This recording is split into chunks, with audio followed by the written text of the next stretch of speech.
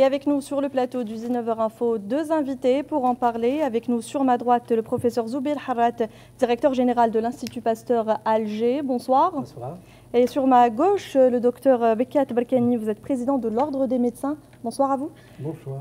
On va parler, si vous le voulez bien, professeur Zoubeir, du choléra. 3 morts depuis la suspicion de cette épidémie.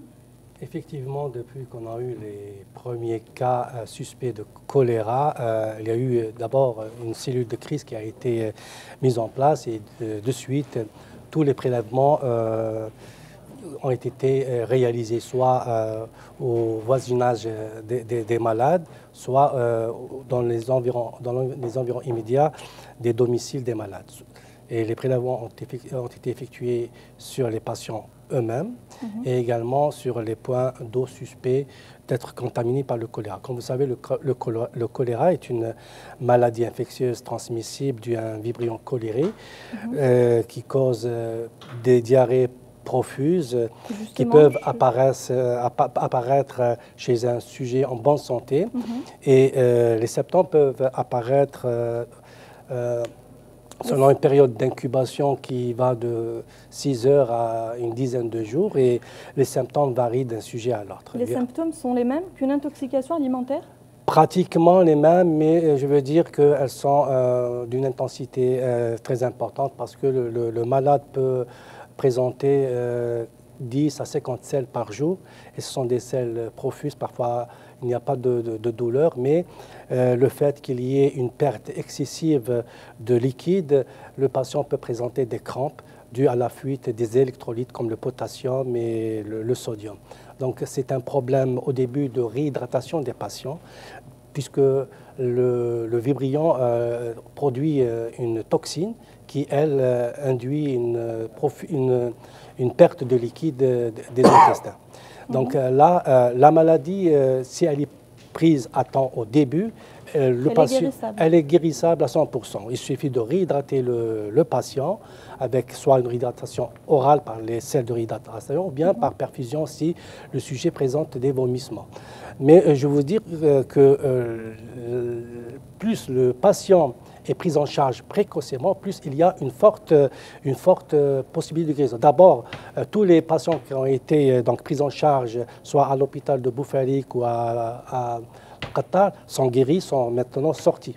Pratiquement, nous avons 20 sujets qui sont guéris complètement de leur choléra. Donc il n'y a aucun risque s'ils sont en contact de leur famille ou de leurs amis? Absolument. Le contact, ce que nous souhaitons conseiller les proches des patients qui n'approchent pas celui qui a été hospitalisé, le patient, parce que la maladie est très contagieuse d'homme à homme.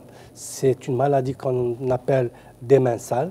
Et là, donc, il faut faire très attention. Une fois qu'on a visité un patient, c'est donc de se laver les mains de façon très fréquente. Docteur Bekat, si vous le voulez bien, ce genre d'épidémie se développe souvent dans des pays en proie au sous-développement ou des pays qui sont en guerre. Comment nous en sommes arrivés là? Écoutez, effectivement, c'est une maladie dite de la pauvreté, n'est-ce pas?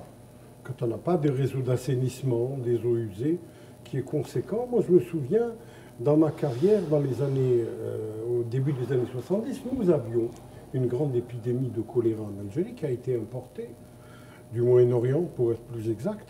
Mais à l'époque, les réseaux d'assainissement et les structures de santé étaient vraiment, je dirais, basaux. Maintenant, ce qui s'est passé chez nous, tout d'abord, je voudrais dire un mot, si vous permettez. Je remercie bien sûr les structures du ministère de la Santé et les structures connexes de l'Institut Pasteur d'avoir été pour une fois très transparent et très communicatif. C'est important. Mais il ne faut pas qu'on se trompe. Il ne faut pas exagérer les choses.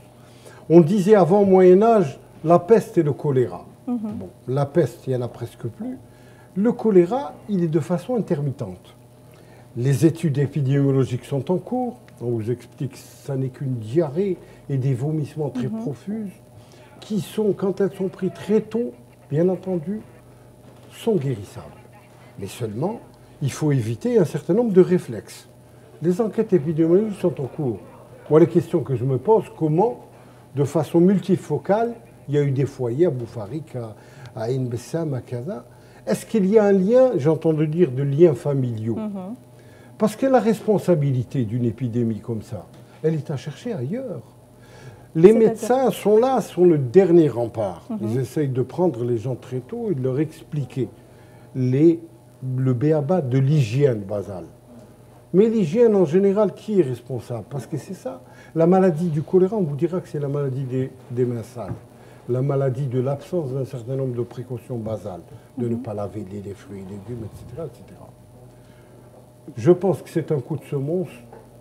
Il faudrait absolument que nous en prenions des responsabilités, déterminer des responsabilités afin de trouver, n'est-ce pas, pour plus tard, d'essayer d'être un peu plus efficient. On ne peut pas dire que c'est sur 41 cas prouvés que c'est une véritable épidémie. Ça, c'est clair. Ça a été diagnostiqué, très vite maîtrisé et j'espère en voie d'extinction. Très bien. Monsieur Beckett, on va revenir tout de suite pour en débattre toujours. Mais avec nous en direct, notre journaliste Randa Haddadi qui est en direct de l'hôpital de Boufarik. Est-ce qu'on a la connexion avec Randa Haddadi? Bonsoir. Randa Haddadi, donc vous êtes en ce moment même à l'hôpital de Boufarik qui est mis en quarantaine. De nouveaux cas ont été admis à l'hôpital. مستشفى بوفاريك أين سجلت لحد الساعة 85 حالة مشتبه بهم، مشتبه فيهم بداء وباء الكوليرا. يعني منذ قليل دخل 4 حالات من ولاد يعيش بولاية البليدة. بعد ساعة من الآن زميلتي نبيلة سنوافيكم بنتائج التحاليل الموجودة بمعهد باستور، أين أكد مصدر لشروق نيوز أن هذا الوباء ربما ناتج من المياه بنسبة كبيرة، ولكن في شكوك أن الفاكهة يعني السقي تبع الفاكهة له دور كبير في هذا الوباء. إليكم الخط، سنوافيكم بعد قليل بنتائج التحاليل. Merci Randa Haddadi. Je rappelle que vous étiez en direct de l'hôpital de Boufarik où 85 cas suspects sont enregistrés. 4 cas ont été admis il y a de cela une ou 2 heures, admis de Ouled Yaïch. Qu'est-ce que vous avez à dire par rapport à ça? De nouveaux cas encore? On s'attendait à ce qu'il y ait de nouveaux cas. La sensibilisation des citoyens est un phénomène qui permet également de rapprocher les patients, ceux qui ont des symptômes similaires à ce qu'on venait de décrire, au centre de santé le plus proche. C'est une bonne chose. Comme ça, les patients qui sont au stade précoce seront pris en charge. C'est-à-dire que plus c'est pris en charge précoce. Je reviens maintenant par rapport aux analyses qu'on a effectuées au niveau des points d'eau. Et je rassure les citoyens que jusqu'à présent, tous les prélèvements que nous avons effectués au niveau du réseau d'eau potable, au niveau des robinets, sont jusqu'à présent indemnes de toute infection bactérienne, sont potables. Il n'y a aucun souci de ce point de là. Donc l'eau desservie par l'ADE et par CEAL et dans d'autres wilayas, elle est potable. Cependant, nous avons une forte suspicion pour l'eau qui est ramenée par les citoyens au niveau des sources qui ne sont pas contrôlées. Ça, ce sont les premières analyses bactériologiques qui ont confirmé la présence de bactéries, donc d'origine fécale, mais pas de vibrio cholérique. Donc c'est une eau qui n'est pas potable. Bactériologiquement, elle est impropre à la consommation. Mais ce sont des eaux qui ne sont pas contrôlées, qui ne sont pas chlorées du tout. Donc nous avons effectué Et actuellement, il y a des analyses qui sont effectuées sur les aliments susceptibles d'être arrosés par des eaux usées, comme le melon, le pastèque et d'autres fruits et salades. Donc là, jusqu'à présent, nous n'avons pas encore décelé de Je rappelle qu'une enquête est en cours sur les raisons de ces cas. Et nous informerons donc les personnes concernées au moindre résultat qu'on va obtenir. Donc pour les résultats qu'on va obtenir. Voilà. D'accord. Docteur Beckett, quels sont les facteurs de risque? Écoutez, les facteurs de risque, il n'y en a probablement pas, puisqu'un homme sain peut contracter le choléra dans la mesure où il est au contact. Il a bu ou il a mangé quelque chose qui a été infecté. Moi, ce que je voulais dire, si vous permettez, c'est que votre rôle, le rôle des médias et le rôle des transmetteurs d'informations, c'est d'essayer de donner une image de vérité. L'image de vérité que l'Algérie aujourd'hui a un réseau d'assainissement qui est plus que correct. Vous avez parlé de la maladie de la pauvreté, c'est vrai. Ce n'est pas la peine de citer des pays qui sont dans un état de délabrement ou état de guerre, qui ont pratiquement ce genre d'épidémies qui sont incontrôlées. Mais l'Algérie a un réseau d'assainissement et un réseau d'eau potable, lui, qui est dirigé soit par des organismes intercommunaux ou la parcéale, qui est javelisé. Parce que la javel est à des doses pratiquement normales, qui sont bien connues. À l'époque, on disait une goutte de javel dans une barrique, c'était bon. Qui est javelisée, elle est absolument sans danger. Il s'agit de comportements, comme le disait le professeur, anormaux par rapport à des gens probablement qui prennent de l'eau. Et c'est des comportements qui existent de plus en plus, soi-disant de l'eau de source. Vas-y, Wahda. Sanien, la suspicion aussi, c'est vers les aliments. On dit de tout temps qu'il y a des aliments, des fruits, et surtout des fruits d'été, qui sont arrosés avec des eaux usées. Alors là, c'est l'enquête, je dirais pas épidémiologique, mais policière, qui doit déterminer les responsabilités. Parce que, soudainement, dans une région donnée, vous avez une éclosion d'une mini-épidémie, quand bien même au niveau familial, il y a de quoi se poser des questions. Il faut rassurer aussi la population algérienne. C'est que quelqu'un qui se lave les mains de façon fréquente, qui lave, même dans un lavage sommaire, les fruits et légumes, n'a rien à craindre. Vous savez, la consommation des eaux minérales dans notre pays, elle est énorme. De quoi avons-nous peur? Ce n'est pas la peine de jeter la suspicion sur tout un réseau qui a été remis en œuvre. Je vous rappelle qu'aujourd'hui, il y avait dans le temps ce qu'on appelait la cross-connection, c'est-à-dire le mélange entre les eaux usées et les eaux potables dans la mesure où il y avait une discontinuité d'alimentation des eaux potables. Vous avez les eaux usées qui rentraient dans les canalisations d'eau potable. Mais aujourd'hui, l'eau potable, elle est pratiquement H24 dans tous les points d'Algérie. Est-ce que vous êtes d'accord avec moi qu'on peut pas parler de 88 personnes qui ont bu alors, de l'eau de 88 source? personnes, vous dites, c'est 88 personnes, c'est un peu trop. Maintenant, c'est l'enquête qui déterminera au plus près. Je parle sous contrôle de mon collègue qui sait très bien que trouver le vibrio cholérique dans la nature comme ça, c'est très difficile. Absolument. On trouve les coliformes, mais le vibrio cholérique, lui, on le trouve dans les excréments et dans les vomissures.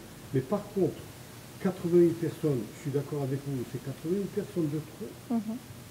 Mais je pense que dans un endroit organisé, et je vous ai dit, qu'on nous donne des informations, mais qu'au bout du compte, moi je suis content que la situation est prise en charge. Il faut que les Algériens comprennent que ce n'est pas la main de Dieu qui s'abat sur nous, c'est 88 cas qui sont parfaitement maîtrisés, et nous demandons bien sûr à la population, et les médias doivent aider dans ce sens. Lorsqu'il y a un cas suspect, vous avez des hôpitaux qui sont ouverts pour essayer de faire le diagnostic le plus tôt. Vous savez, le choléra pris très tôt, ça n'est qu'une mauvaise grippe. Réhydratation, un petit antibiotique tout à fait banal. C'est-à-dire qu'il n'y a pas de quoi s'alarmer, bien réellement. entendu. Alors, mais seulement, il faut être sérieux. Moi, ce que je dis, c'est que depuis des années, nous avons, nous, en tant que médecins, et les citoyens le savent bien, et tout le monde le sait bien, c'est par rapport à l'environnement lui-même. Vous savez, aujourd'hui, l'environnement de notre pays est dans un état désastreux. Tout à fait. Nous sommes le 3e jour de l'Aïd, allez voir dans quel état sont nos grandes cités. Je ne fais pas de relation de cause à effet, mais la propreté, elle, nous, ce genre d'épidémie moyenâgeuse. Moyenâgeuse, certainement. Mais il faut savoir que, quand même, les structures de santé sont là, donnent des conclusions, font des analyses. Vous avez l'Institut Pasteur, qui est un laboratoire pratiquement de référence au niveau de l'Algérie. Oui. Nous faisons des analyses, les experts font sur site des prélèvements, ils font sur site aussi des enquêtes épidémiologiques. Qu'est-ce que vous avez mangé, comment, etc., pour essayer de trouver la relation de cause à effet. Je pense qu'il y a lieu d'être sérieux, mais pas de s'alarmer vraiment outre mesure. Alors que dans une vacuité d'informations et au lendemain d'Aïd, que nos concitoyens puissent savoir que les choses sont quand même maîtrisées malgré tout, et que tout le monde se calme dans cette situation. Moi, j'aurais une question au professeur Harat, pardon, si vous le permettez. Pourquoi avoir mis autant de temps? Est-ce que ce sont les analyses qui sont réellement sorties qu'aujourd'hui ou hier? Ou il y a d'autres raisons pour avoir annoncé seulement aujourd'hui qu'il y avait des cas de choléra confirmés? Non, vous savez que pour diagnostiquer un cas de choléra, surtout pour la première fois, ce n'est pas aisé. Premièrement, les cas que nous avons reçus, c'est d'abord des cas qui ont déjà été traités et que la charge du bactérie était très faible pour pouvoir les isoler. Et une fois qu'on a une forte suspicion de la présence du vibrion cholérique, il faut répéter les analyses. Il faut voir si les souches sont comparables, ceux de Ain Bessem, ceux de Boufarik. C'est-à-dire que vous aviez un doute, mais qu'il fallait confirmer. Qu'il fallait confirmer, qu'il fallait rapprocher tous les prélèvements et toutes les souches qu'on a isolées pour voir s'il y a une similitude entre ces bactéries et puis faire un antibiogramme. C'est à partir de l'antibiogramme pour savoir est-ce que cette souche qu'on a isolée est sensible. Heureusement, pour le moment, hier, nous avons pu déterminer que c'est une souche unique qui a circulé au niveau de la région de Blida et Boufarik, etc. et qu'elle est sensible pour la plupart des antibiotiques connus jusqu'à présent et qu'actuellement, les cas que nous avons recensés, qui ont été traités au début sur une suspicion de choléra, sont guéris. Donc, ils ont eu des médicaments qui répondent bien donc, au traitement du choléra. Moi, je voulais dire également que une diarrhée ne signifie pas choléra. Une diarrhée peut être due à des vibrions, à des virus, à des parasites, à d'autres germes moins pathogènes, etc. Donc, il ne faut pas que le citoyen, dès qu'il a une petite diarrhée, ça l'alarme, il dit que c'est... Mais il faudrait consulter. Il faudrait consulter, mais dire que sur les centaines de germes qui peuvent causer la diarrhée, il y a le choléra, c'est un cas exceptionnel. Mais pour le moment, il y a d'autres causes qui peuvent engendrer les diarrhées, une maldigestion, etc. Mais pour vous dire que là, pour étayer le diagnostic et avoir un diagnostic fiable, sûr, etc., il fallait du temps pour donc, rassembler toutes les données bactériologiques et avoir les résultats définitifs. J'entends bien, mais si je vous ai posé ma question précédemment, c'était pour vous dire, est-ce que si on avait prévenu la population peut-être il y a une semaine, est-ce qu'on aurait eu moins de cas? Nous avons de fortes suspicions. Donc nous avons dit à nos collègues qui étaient aux urgences, etc., à moindre apparition de diarrhée chez un citoyen, il faut le prendre comme cas de choléra. Donc ça a été déjà... Et puis donner des conseils aux familles. Pour qu'il y ait plus de précautions par rapport au nettoyage des sanitaires, au nettoyage des lieux communs, des vêtements il y a 4 jours approximativement, voilà. Vous êtes d'accord, il y a eu un communiqué de l'Institut Pasteur qui disait que ce ne sont pas des cas de choléra. Et à contrario, M. Fourard du ministère de la Santé avait dit que la piste choléra n'était pas à éliminer. Il y a une contradiction, on est d'accord? Non, on était pratiquement à 70% qu'il s'agit du choléra. Justement, les premiers signes bactériologiques nous orientaient vers la présence du vibrion cholérique chez les patients, dans les prélèvements de celles des patients. Mais nous, c'est-à-dire que ces premiers signes ne nous permettaient pas d'annoncer de façon définitive un diagnostic aussi important, que ce soit pour la communauté médicale, aussi bien pour la population. Il fallait qu'on soit absolument sûr des cas de choléra pour pouvoir faire une déclaration officielle, comme ça a été fait cet après-midi. Ok, professeur Harat et docteur Berkani Bekat, moi je voudrais clore ce débat sur des conseils peut-être à donner. L'Algérie est en état d'alerte sanitaire, on est d'accord. Qu'est-ce qu'il faut faire? Écoutez, tout d'abord, j'étais en train de réfléchir par rapport au garde-malade. Vous avez vu le malade qui est décédé, c'était un garde-malade. Il est absolument interdit de rentrer dans un service où il y a, disons, des malades qui sont colériques. Parce que ça n'est pas possible, nous avons cette mauvaise culture, c'est que la famille débarque, le quartier débarque, vous voyez dans les images, quand on aime ses proches, on ne va pas. lui-même être une cause de maladie. Deuxièmement, je vous ai dit, c'est d'essayer de calmer les esprits. Nous sommes dans un pays qui est organisé, où on peut, avec l'hygiène basale, se laver les mains. C'est important. Avec du savon. Du savon, il y en a partout. Oui. Se laver les mains. Nettoyer ses légumes, fruits et légumes. Avec de l'eau seulement? De l'eau, ou avec 2 gouttes de javel, ou il y en a qui vous diront que ça dénature le goût. On est dans une période de suspicion. Et ainsi dit, une goutte de javel, ça ne tuera personne. Alors, ce genre de mécanisme et de prise de précaution vous donnera toute la sérénité possible et imaginable. Que ceux qui ont la possibilité d'acheter de l'eau minérale, qu'ils achètent de l'eau minérale, ils dormiront un peu plus tranquilles vis-à-vis des enfants. Mais attention, ne jetons pas l'eau pauvre, toute une organisation qui est partout, sinon ça va créer une véritable panique, ce qui n'est pas le cas. Vous disiez tout à l'heure à mon collègue, comment le diagnostic n'a pas été fait plus tôt? Il fallait du temps, il fallait un diagnostic de certitude. Vous avez ce qu'on appelle l'incubation entre le fait que le vibrion rentre dans le corps de l'individu et que les symptômes apparaissent. Sauf les gastroentérites phosphées, ça suffit. Moi, je parlais juste de précautions. Alors, les précautions, je vous ai dit les précautions, elles sont basales. Maintenant, quand vous avez un cas qui est absolument très suspect, vous avez de la javel dans les sanitaires, de la javel dans les endroits communs, de la javel, et puis c'est tout. Nous savons faire le ménage partout. Vous n'aurez aucun risque. C'est une question d'hygiène. Bien entendu, basale, d'hygiène basale. Il ne s'agit pas de tuer le virus Ebola, c'est même pas un virus, c'est une petite virgule tout à fait sensible, n'est-ce pas, aux antiseptiques tout à fait banaux. Voilà. Monsieur Harat, vous avez quelque chose à ajouter? Seulement, je rajoute qu'on est en période, donc le fait de l'Aïd el-Kébir, qu'il y a les visites, etc. Et qu'il faut faire attention, donc, pour que, surtout pour les familles qui ont quelqu'un hospitalisé, il ne faut pas rendre visite à ces patients. Il faut vraiment...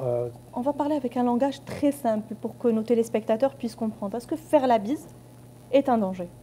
Est-ce que se serrer la main est un danger?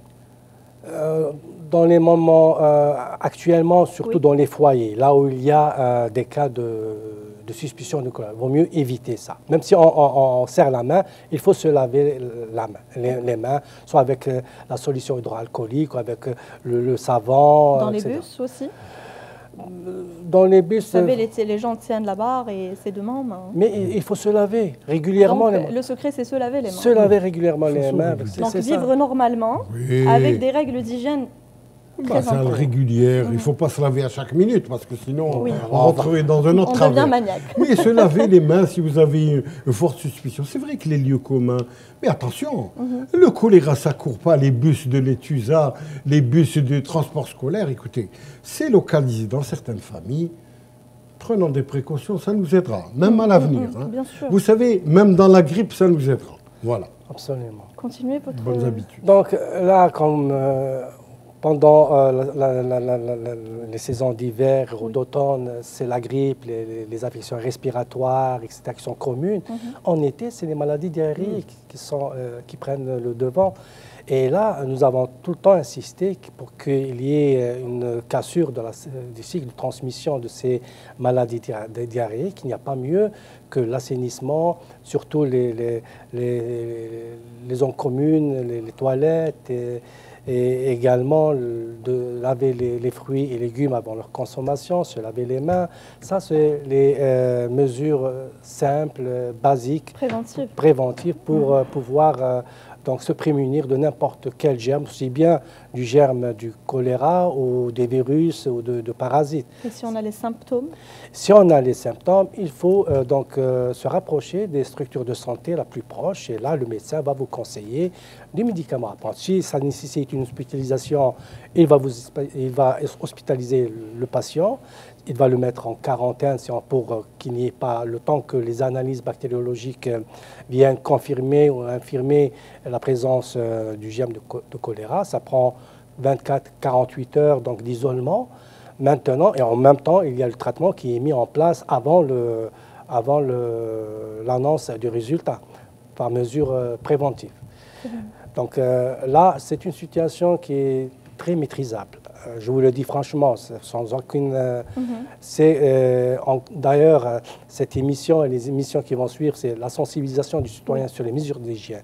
Une fois que le citoyen sait quels sont les bons gestes à mener, la cassure, vous allez voir vous-même que le nombre de cas va diminuer sensiblement les semaines qui vont venir. Donc la situation est sous contrôle. Et sous contrôle, parfaitement sous contrôle. Et nous comptons maintenant sur le bon sens des citoyens pour qu'ils prennent les mesures préventives les plus... En terminant moins sur une note positive, hein. Je rappelle qu'il n'y a pas de quoi paniquer réellement. C'est bien le cas. Très bien, merci beaucoup professeur Zoubeir Harad. Je rappelle que vous êtes directeur général de l'Institut Pasteur à Alger. Merci docteur Bekat Berkani, président de l'Ordre des médecins. Je rappelle que vous étiez tous les deux les invités du 19h Info et place à l'actualité toujours et l'été et les intoxications.